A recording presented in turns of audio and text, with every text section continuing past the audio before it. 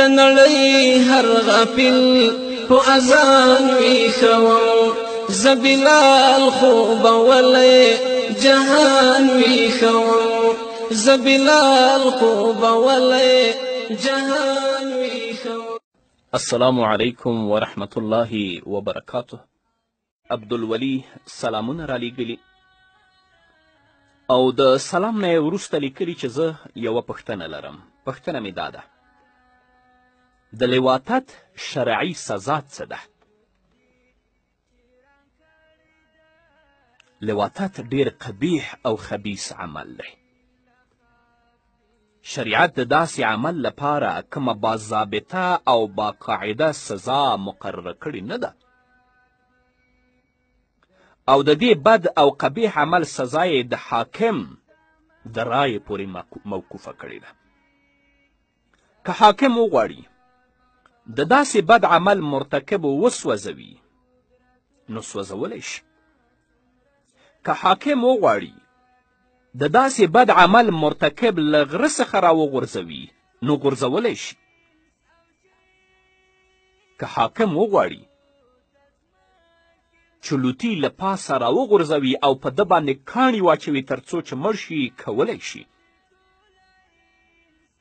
که حاکم وغواړي چې لوطي د دیوال څنګ ته ودروي او په ده باندې دیوال چپه کړي نو کولی شي.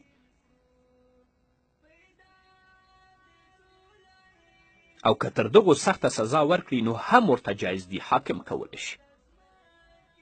او که بندي کوي یې تر څو چې توبه وباسي او یا په بندیخانه کې مړ شي نو حاکم لپاره دا هم جایز دي. علامه حسکفي رحمه الله په در مختار کې په 3 جلد کې 160 صفحه کې کتاب الحدود کې دا مسئله په تفصیل سره څیړلې ده.